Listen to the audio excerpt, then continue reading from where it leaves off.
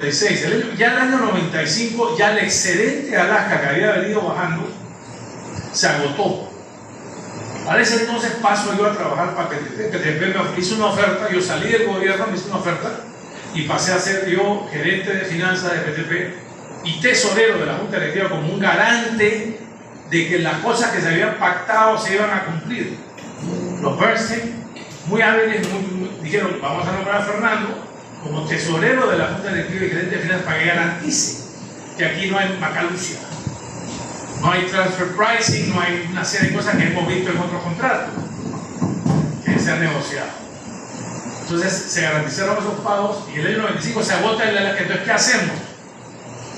Los Bernstein y Norman y los otros seguimos manteniendo el producto a pesar que el volumen ya no eran 800.000 barriles, sino eran 50.000 barriles. Llegó a estar en 50.000 barriles por día.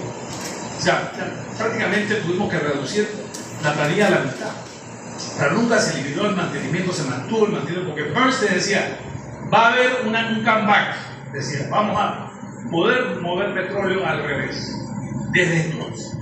Pero necesitamos un interín, mientras ese negocio madura, necesitamos ver cómo pasamos ese río, y entonces ideamos el proyecto del muelle, del puerto de Chiriquí y la mejora en la carretera, y en base a eso se negoció una extensión del contrato hasta el año 2016.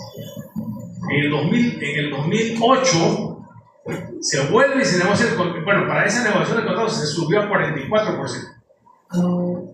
Después, en el 2008, ya no estaba yo en la empresa, ya bajo el gobierno de Martín Torrijos, ya la reversión comenzó a ser una realidad. Había demanda por trasiego de petróleo al revés, del Atlántico al Pacífico.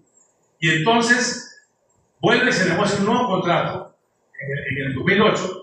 El contrato vencía en el 2016, pero se volvió a negociar en el 2008. La empresa se comprometió a invertir 250 millones en la reversión del oleoducto, o sea, en la construcción de un nuevo oleoducto. O sea, costó 250 millones de dólares. Tanques adicionales para almacenar, porque iba a haber otro tipo de crudo. Iban a haber muchos tipos de crudo diferentes, había que mantenerlo, cada crudo en diferentes tanques. Y el oleoducto de reversa, de la misma capacidad que el anterior, 250, y se hizo y ya está funcionando.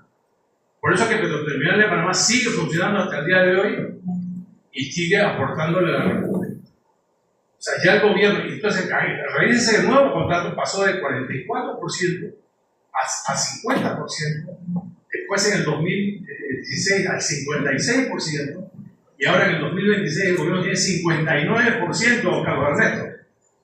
El gobierno tiene 59% y un derecho, una opción de compra con precio establecido. No es la negociación, ya está establecido el precio por el 41% restante. O sea que la República puede ejercer ese derecho cuando quiera y no es una cantidad así esotérica, porque el contrato le quedan 10 años para vencer únicamente. Bueno, yo calculo, yo no tengo la fórmula, pero yo estimo que esa cifra no debe ser una cifra que supere el $1.000.000, una cosa mucho menor, porque solamente le quedan 10 años de contrato. Entonces, esa es la situación, esa es la experiencia de Petroterminal de Panamá, que es ejemplar, en el sentido de cómo un concesionario que cumplió con su rol de concesionario en todos los aspectos, en mi opinión.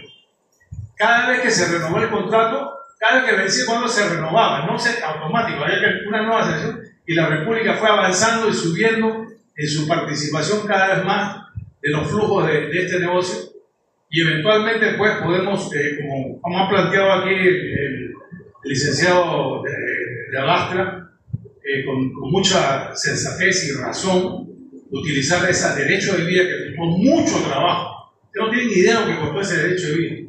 Meter ese tubo entre las montañas en la bajada de Pinola, me acuerdo yo, los D9, los D10, los tractores se hundían en el lodo. Hubo que traer unos helicópteros de doble hélice del Navy para cargar los tubos y depositarlos en el derecho de vía, porque la cantidad de lluvia y lodo es una cosa impresionante en las montañas bajando de Chiriquí, California. Entonces ese derecho de vía vale una fortuna. Entonces construir un nuevo derecho de vía me parece a mí que no tiene sentido. Yo no entiendo cómo el gobierno no ha hecho un esfuerzo realmente para la opción de Chiriquí. Me sorprende muchísimo. Me dice Catín Vázquez, yo lo cuestioné. Me dice, no, se hizo un estudio y descartamos la opción de Chiriquí, salía mejor en el canal. Y digo, yo puedo ver ese estudio, no, es restringido. ¿Cómo que restringido? O sea, yo le hago un llamado desde aquí a esta tribuna al canal de Panamá, al gobierno, de que venga a conocer ese estudio. ¿Cómo que ese estudio va a ser secreto? Que nos demuestren que la ruta del canal de Panamá es mejor que la de Chiriquí. Yo sinceramente no creo. Porque como dijo Carlos Ernesto, están los puertos construidos y el derecho de vía. El derecho de vía vale una fortuna.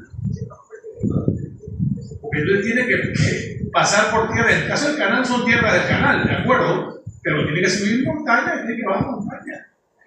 Tiene que enterrar un tubo. Tiene que construir 2 terminales de gas, que no son bromas.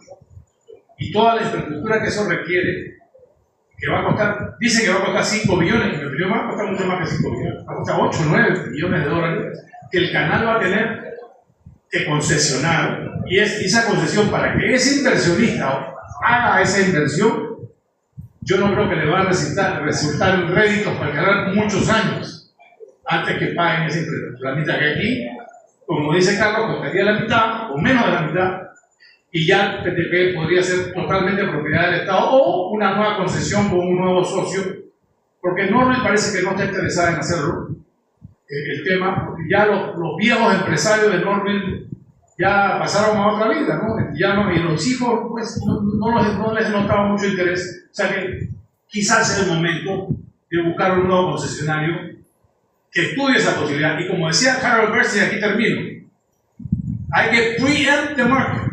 Él decía, vamos a preempt the market. ¿Qué significa? Eso, que usted va primero, y una vez que usted está en el mercado, ¿quién más se va a meter?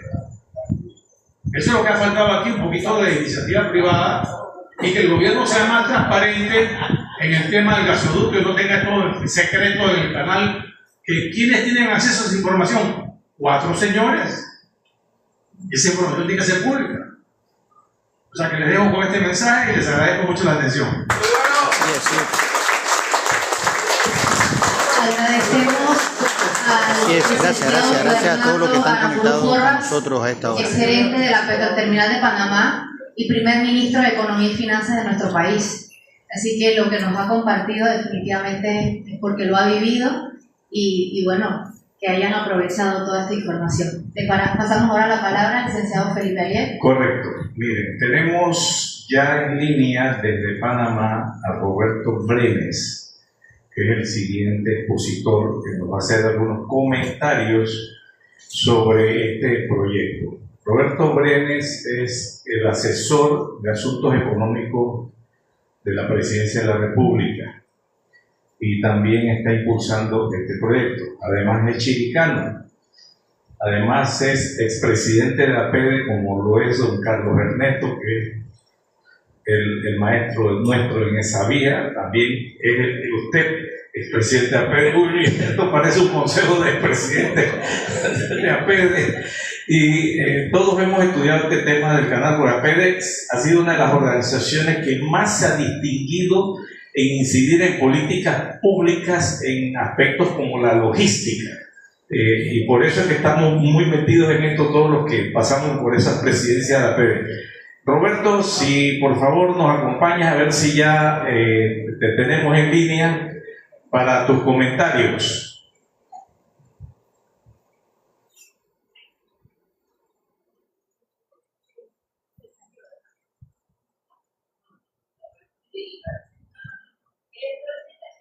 Bueno, mientras se reinserta, vamos al panel y le damos entrada. Agradecemos al ingeniero Alberto Nasta, que pasa aquí al frente. Vamos a hacer un panel con nuestros expositores, que le vamos a hacer preguntas ahora.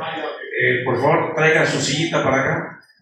También el señor Tommy, asesor legal del municipio de Chiriquí Grande. Ya, ven, aquí viene la suya. En representación del alcalde del municipio. Falta una silla. Y a nuestros dos expositores, don Carlos, por favor. Tommy, siéntese aquí. Alberto, en el centro, usted allí, y por favor, Fernando, acá. Este es un conversatorio, fíjense. Los dos de ustedes han abierto el marco, el contexto, nos han creado inquietudes, y yo pienso que aquí debemos profundizar un poco más el sentir de los lugareños, de los que vivimos en la región occidental.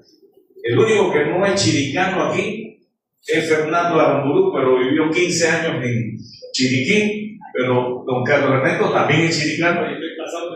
Está casado con chiricano, así que él está de este lado. Por favor, Miranda, el otro micrófono para que la persona que va a contestar. Escuchemos a líderes del sector privado y también del sector público, porque este tema tiene que enfrentarse de manera público-privada. Primero, los comentarios del arquitecto Alberto Nasta, que es el que preside la Comisión de Asuntos Logísticos y Gestión Territorial del Centro de Competitividad de la Región Occidental. Ha estado al tanto de estos impulsos. Luego con Tommy vamos también a escuchar el mensaje del municipio de de Chiriquí Grande sobre este importante proyecto. Por favor, Alberto, tus comentarios. Muy buenos días a todos, muchas gracias por la invitación, gracias a Felipe por la introducción. Yo aquí me siento como el calichín que decía Fernando, en su storytelling que veníamos conversando del aeropuerto para acá. Sin embargo, es muy importante, y reitero, la participación público-privada a través de asociaciones como APEDE, y en este caso el SECOMRO. Y desde esa plataforma es que nosotros hemos podido aprender, hemos podido apoyar y ahora aportar, incidir. Y conversábamos qué difícil es poder cambiar la perspectiva que hay en el canal o en la zona metropolitana de una realidad que aquí se ha planteado. Entonces, como buenos chiricanos, nosotros lo que hemos aprendido a aportar a través de información, de documentación, como lo ha hecho con Carlos Ernesto, y eso nos ha llevado a desarrollar las cadenas de valor. Las cadenas de valor son todas esas oportunidades que tiene cada uno de esos segmentos agrupados: agro, logística, turismo, industria, que si miramos un poquito, se ha crecido, se ha avanzado, se ha desarrollado. Tanto así que el tren sigue siendo en proyecto una realidad, por lo menos en estudios, y no hubiera sido posible lo que hoy tiene el tren sin el aporte de esos estudios, de las cadenas de valor. Eso es un aporte real. Entonces nosotros aquí en la región tenemos, si bien se ha dicho, un costo alto de logística, y también hay un costo energético alto. Y eso es producto de que producimos la electricidad, se va para Panamá y no nos regresa más cara. Pero hoy se ha planteado la realidad, y la realidad es que nosotros tenemos una cercanía, no solamente entre los océanos, tenemos una cercanía con Costa Rica. Tenemos una oportunidad logística única, por las características también de la región. Tenemos una zona occidental donde incorporamos a las comarcas, donde este tipo de proyectos incide de una manera muy importante. No es el tema de la mina, pero hay un montón de cosas. Entonces, si nosotros soñamos con Puerto Barú, con Puerto Armuelle, con el aeropuerto, si nosotros soñamos con el tren, ¿por qué no podemos soñar con eso? Es una realidad. Así que en esta primera intervención, después de la parte de gestión territorial, nosotros hemos probado a través de estudios y no sacando nuestra bandera, hermosa bandera de soy chiricano, de que es por aquí, meto. Es por aquí porque los estudios dicen que puede ser por aquí. Gracias. Gracias, Alberto. Por favor, vamos a Tommy Santamaría, que es abogado del municipio de Chiriquí Grande, clave en todo este tema del eje transísmico occidental, donde se encuentra la otra terminal de Petroterminal, complementando la de Barú en Puerto Armuelles. ¿Cómo ve el municipio de Chiriquí Grande la posibilidad de un gasoducto cómo ha impactado Petroterminal de Panamá en la economía, en la sociedad de ese distrito y de todas las provincias de Boquerón y de la comarca, porque ahí están, ustedes están rodeados de comarca. Por favor, ¿qué mensaje nos trae de el alcalde que se excusó por no poder venir, pero nos dijo, ahí le mando al pesado de nosotros a comentar? Bueno, muy buenos días. Quiero agradecer a Pedro, a todos los presentes, de parte del doctor alcalde Gabriel Ray. Pasamos las manos y abrazamos el proyecto, porque, como decían los otros panelistas, con la experiencia de 40 años que contamos con el terminal de Chiriquí Grande, hace valiosas contribuciones al municipio, que al igual nos aportaría lo que es el gasoducto. Adicional, todos los estudiantes conocemos los beneficios que ha traído el oleoducto, el derecho a la servidumbre. Nosotros, como parte del municipio, conocemos a las personas.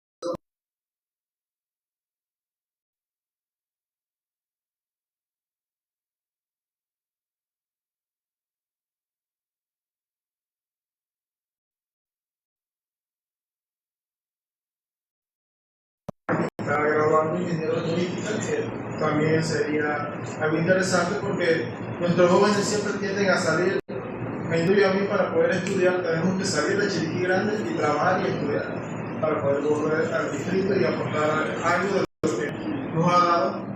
Entonces, según buenos ojos, el alcalde está dispuesto a intervenir como autoridad, la que conoce bien el funcionamiento de Petroterminal en lo que es el Atlántico en Chiriquí Grande. De hecho, creo que tiene experiencia, trabajó también dentro del Petroterminal y conoce muy bien los beneficios y todo lo que nos funcionaría, que traería empleo a Chiriquí Grande, habría un engranaje de lo que es transporte, hotelería, todo se vería beneficiado. Entonces, estamos dispuestos a colaborar en lo que es posible de parte de la alcaldía de Chiriquí Grande. Muchas gracias, Tommy. Yo quisiera recordar aquí algunas cosas. APD, post invasión, creó el Centro de Estudios Económicos que dirigió el doctor Rubén Lashman. En aquel entonces, los que queríamos ayudar a que el país resurgiera, nos incorporamos a lo que él llamó el GAE, el Grupo de Actualización Económica para Ejecutivos. Y él nos dijo, si ustedes quieren ayudar al país, ustedes tienen que entender qué es macroeconomía, cómo se formulan políticas públicas, cómo se implementan políticas públicas, y nos entrenamos en macroeconomía y quedamos tratando de inducir esas políticas públicas para que el país creciera. Y en ese sentido pensamos acá en Chiriquí, en la APD de Chiriquí, que merecíamos tener una hoja de ruta de largo plazo, y se contrató, dirigida por la señora Nixa Negui de Río, como la comisionada por parte de APD de Chiriquí, a recaudar los recursos, que fueron como $50,000 de aquel entonces, de los años 90, para contratar al Centro de Estudios Económicos. Y uno de los patrocinadores estrella, ¿quién fue? PTP. PTP dijo, vamos a aportar para que APD dirija la coordinación. En aquel entonces, el gerente de PTP es así, o sea, la gente, estas historias, así como usted echó la historia, estoy recordando cosas, y eso está escrito. Así se lanza en el año 1994 el Plan Maestro para el Desarrollo del Potencial Económico de Chiriquí. Ese plan está, y es un plan con el nivel de un doctor Rubén Lashman, con un equipo de economistas que tuvo detrás, dirigido en APD, desde APD. Ahí nace la instancia de que nosotros nos merecemos también tener un crecimiento y desarrollo económico, y no nos hemos dejado. Por eso es que la economía de Chiriquí, aunque no es el nivel de la provincia de Panamá, se ha mantenido. Entonces, de cara a ese esfuerzo de planificación, se renovó el plan en el 2005, se renovó el plan en el 2014. En el 2014 el señor Fernando Aramburu, ya no con el sombrero de PTP, sino de APD, aquí en el Ciudad de David, nos dice qué están haciendo aquí en el capítulo y le decimos, estamos trabajando la renovación del tercer plan, que ni él se había dado cuenta que lo había apoyado el primero. Entonces dice, oye, esto está buenísimo, vamos a lanzarlo en Azuero, en Colón, y a nivel nacional se lanza la visión País 2025 Bausur, dirección y luego dirigiste la comisión de visión País 2025. ¿Para qué sirven todos estos esfuerzos? Bueno, nosotros hoy tenemos una visión región occidental 2050. La finalidad es convertir la región occidental en un territorio innovador, aplicando inteligencia territorial, entender el territorio para convertir oportunidades, esos activos en oportunidades. Y de cara a eso, usted ha hablado de la generación de energía. Cerca del 40% de la generación de energía es hidráulica en Panamá. Y del total de hidráulica, el grueso se genera aquí en Chiriquí, pero no nos beneficia. Un hub energético, el gas produce energía, el petróleo produce energía. Vamos solamente a pensar en un gasoducto para hacer transbordo. Como dice nuestro experto aquí en temas marítimos y logísticos, don Carlos Ernesto, les lanzo la idea, hub energético en la región occidental. Si tenemos un oleoducto, si tenemos un gasoducto que lo logramos tener, si tenemos una generación hidráulica, no habrá una potencialidad de nosotros tener un hub energético en la región occidental, incluso exportar energía. Aquí tenemos a Pedro Muñoz, exdiputado de, por favor párese señor Muñoz, exdiputado de la República de Costa Rica, consultor internacional de Denton, una de las firmas de abogados más grandes del mundo, que ha trabajado en desarrollo de territorios. Han incidido, por ejemplo, en Costa Rica en lo que es hoy Guanacaste a través del aeropuerto. Ha venido a visitarnos, atraído por este foro, y ha dicho, oye, ustedes están en una vía muy interesante, cuenten con nosotros para armar probables propuestas de atracción de inversiones de nivel mundial. Entonces, estamos atrayendo este tipo de consultores. Muchas gracias, Pedro, por tu presencia. Y ahora te voy a pedir que nos des unas palabritas aquí. Es peligrosísimo darle la palabra a un diputado o un exdiputado, pero no va a ser. Pero usted salió de ese mundo. Usted ahora lo que debe aspirar a la presidencia de la República de Costa Rica. Ayer hablamos tres. Ando vestido de candidato, ya sí. Sí, señor.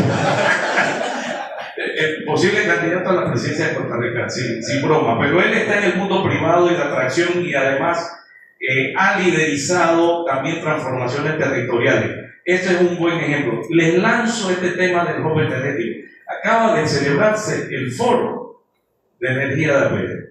Entonces, háganos un comentario ustedes dos. Ahora yo voy con estos muchachos acá, pero aunque el que tocó el tema de la energía fue Alberto, también puede aportar.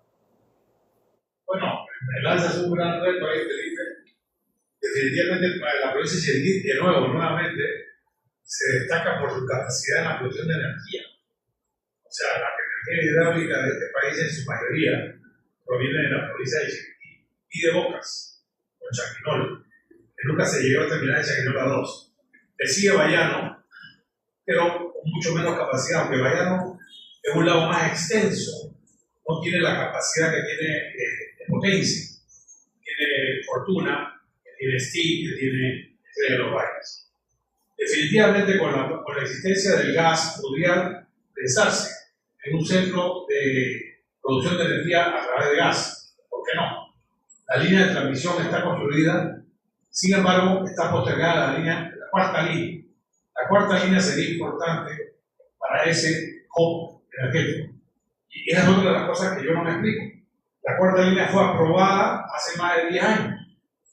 Y pasó el gobierno del señor Cortizo, no se hizo nada. Y ahora viene este gobierno y dice que la posterga nuevamente. Nos va a pasar lo que nos pasó con la línea 3. No sé si ustedes recuerdan. Con la línea 3 se congestionó tanto la transmisión de energía que no podíamos traer la energía de Chiriquí a Panamá. Y habían contratos firmados. Y como la culpable de esa, tuvimos que pagar la multa. ¿Y en qué consistía la multa? Por ejemplo, si un contratista en una generadora de Chiriquí tenía un contrato de 100 megas a 6 centavos, hidráulico, 7 centavos, y no podía despachar por culpa de que no había capacidad en la línea. Nosotros teníamos que salir al mercado spot de TESA. Yo era director de TESA en ese momento, o sea que te lo digo de primera mano.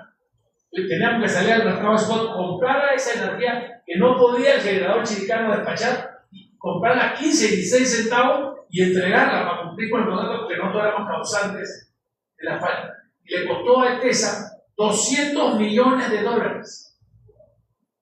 en costos por la falta de capacidad de energía. Eso pasó en el año 2018-2019. Y eso puede volver a pasar porque están postergando la línea 4, lo cual crearía un cuello de botella, Felipe, para el hub energético que tú estás pensando para seguir. Muchas gracias.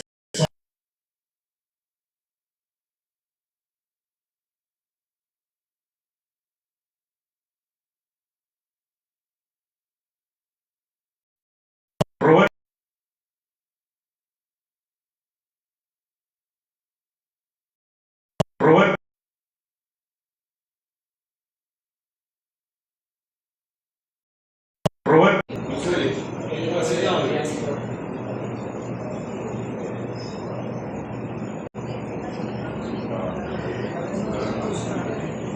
Tu micrófono, si lo enciendes, a ver, no se te escucha.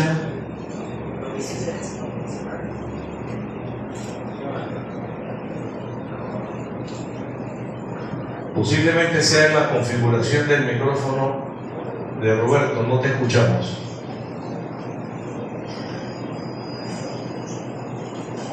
Sí, sigue intentando.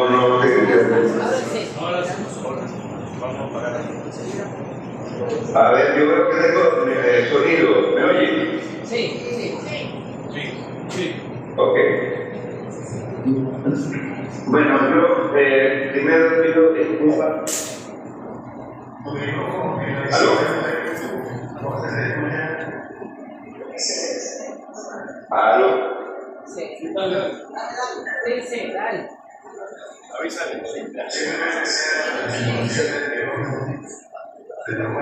Listo. Que hable. Habla. ¿Ya puedo hablar? ¿Me oye? Ok. Primero, quiero pedir disculpas por no haber estado presente en la presentación.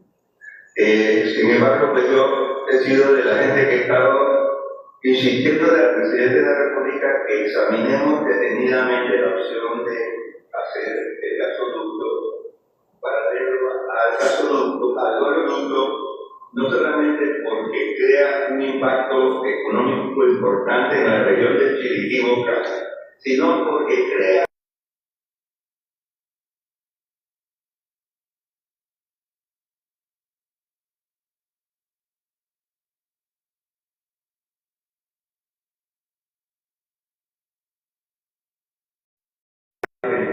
estructura, existe el derecho a vía, existen los puertos, no existen los muelles, y se puede hacer no necesariamente más económico que por la ruta del canal, por razones de topografía, pero sí se puede hacer de una forma más rápida y posiblemente económica en otros aspectos.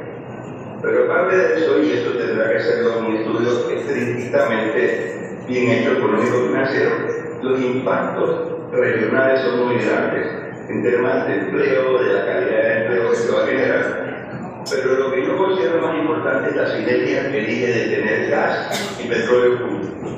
El gas y el petróleo, que por cierto el petróleo, el oleoducto va a tener seguramente un renacimiento por la liberación del petróleo venezolano, pero más que eso por los hallazgos petroleros que se están dando en Guyana.